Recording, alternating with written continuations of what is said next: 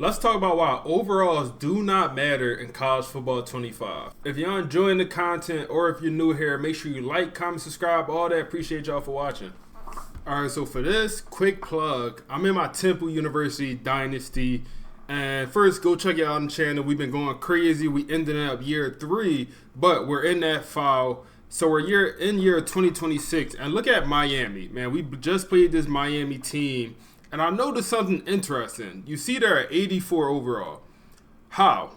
let's actually think about how the hell are they at 84 overall when we actually look at their roster. You know, their top two players are both middle linebackers at the 86 and 85 overall. And then after that, it drops off. You know, you got the 85, 84, and then after that, everyone else is under 84 overall. They don't have one player over 83 overall on the offense, but yet their offense is rated 85 overall. Like, how is that possible? Like, it literally does not make sense, man. They do not have one player on offense over at 83 overall, but yet their offense is rated higher than their defense at 85. And then let's come over here and look at Marshall. Now let's look at this Marshall roster. They are listed as a 77 overall. Like, without me scrolling down, just looking at their top players right here, they have a 90 overall, and then everyone else is very similar to the Maryland roster, man. Very similar to the Maryland roster, but yet Maryland is listed as an 84 overall. Marshall is listed as a 77. So I don't know if it has something to do with with the school prestige, but it's not adding up. It certainly is not adding up. Their offense is rated a 76 overall. And let's just look at the top players that we see on the screen. So 90 overall wide receiver, offense. 85 overall offensive player. 84 overall offensive player. Offense. Then we finally get a defensive player in there. Like, all of their top rated players are all on the offensive end. You have to scroll down to get some defensive players. So I don't understand how this is a 76 overall rated offense. And maybe the quarterback plays a lot into it because they do have a 72 overall quarterback. But when you look at their offense, I mean, the rest of it looks pretty good. Like, the rest of their offense, average overall is well above a 76 when you look at their starters. And maybe this is, accounting for their overall roster. When you look at, some of the freshmen they brought in, some of the 1 and 2 stars are down here at 50 overall. But then you look at Maryland roster, I mean, they also got some low overalls. Not as many, but they also have, some people in the 50 and 60s. But yeah, overall, as far as like the teams, is not adding up at all, man. Something I've been noticed. Now coming over here and looking at this LSU roster, they're listed as an 88 overall. And that kind of makes sense, man. Like, seeing some of their players, they got some people in the 90s. They got a bunch of people in this upper 80s level. So this 88 overall makes a lot more sense to me than, Marshall being only at a 77. That makes no sense to me, man. I don't get how they're at 77. So this is another prime example. Look at this Kennesaw State team, man. Kennesaw State. Why are they a 71 overall? Why are they a 71 overall when, after the coach boost, they have a 90 overall, 89. They have some players on this roster, man. They got a bunch of 80s, even upper 70s. No way this is a 71 overall roster. Maybe they're factoring, a bunch of these 50 overalls, 1 stars they bring in. But they shouldn't. You shouldn't factor in the freshmen that's not even going to see the field. So definitely when you see a team overall, do not take that with a grain of salt, man. Overalls are not what you think they are.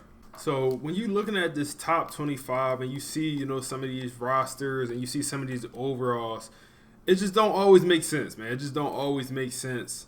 Especially when you consider, some of these teams are bad overalls. And when you go actually look at their roster, they're a good team, man. They have a good roster out there. And I think that's why you see, you have BYU with an 83 or 8-3 record, and they're only an 80 overall. Part of it is the conference they play in.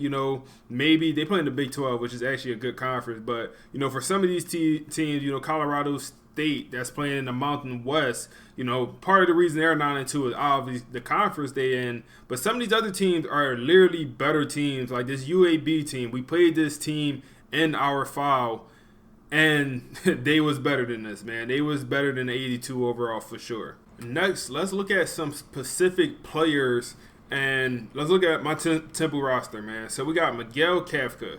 He's the starting quarterback, and his stats his attributes look insane to me. 96 speed, 96 excel, 96 agility, change of direction is also crazy. He even has the awareness that his throwing attributes are actually very good as well. 94 on the throw power, 92 on the short, 84 on the medium, 86 on the deep. Now, when you look at some of his throw under pressure and break sacks, they're more on the low end, but play action 94. Then also his carrying is very high. Juke move, spin move, all very high. But he's an 82 overall. I would argue he should be higher. I think he should be more of like an 86, maybe 87 overall. Just looking at his attributes, man. Like, he is a great player for us. And even his freshman year when he was down in the 70s, I think he was like a 74 overall, his attributes look very similar to this, and he still was a great player. So make sure you actually looking at the attributes of players before you put someone in the starting position. And the prime example is if we come over to our running back run, we got James Lewis, man, a generational running back right here, in my opinion. This is a power back.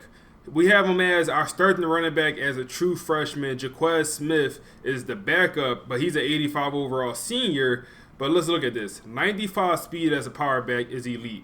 Acceleration, 89, not as great as Jaquez Smith. Agility, not as great. Change of direction, not as great. Strength is not as great. Awareness, do awareness really matter when I'm playing with the player? I don't think so. So I don't factor in awareness at all. In simulation, I believe that's when awareness really plays an impact. But if I'm using a player like a running back, I'm not taking awareness into consideration. Also with like a quarterback, I'm not considering awareness at all. Maybe for O-line or D-line, some of the positions you don't actually control, maybe awareness more so plays an impact, but not for a running back. Carrying is higher. His ball carrying vision is very similar. Break tackle, trucking is way better than Jaquez Smith, the 85 overall. Stiff form is way better. Spin is about 10 attributes less.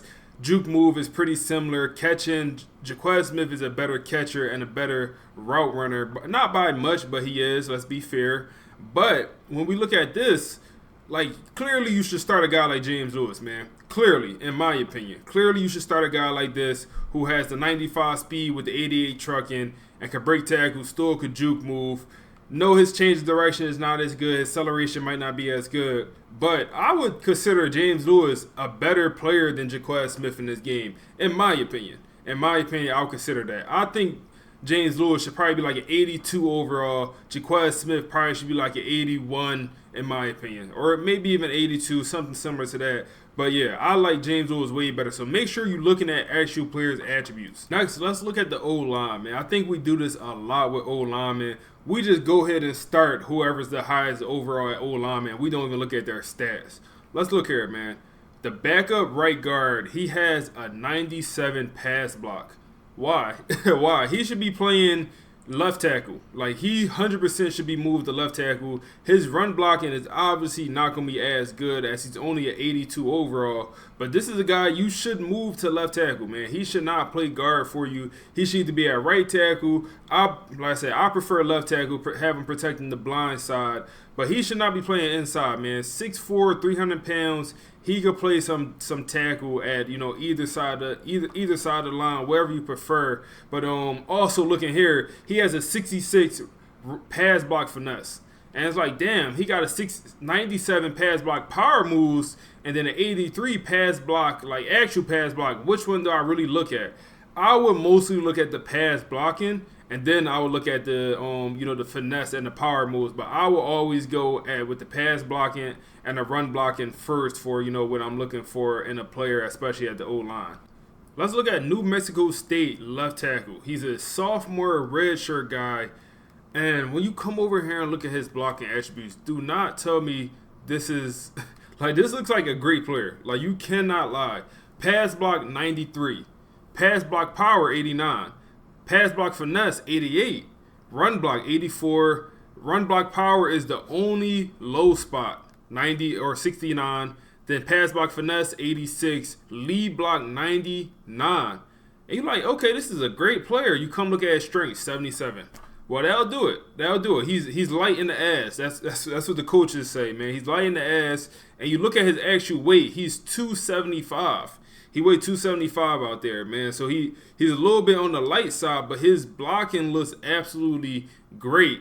But his strength is so low. And how I believe strength works in this game for the O-lineman, that's how long you'll hold the block. So with low strength, he's not going to hold the block for super long.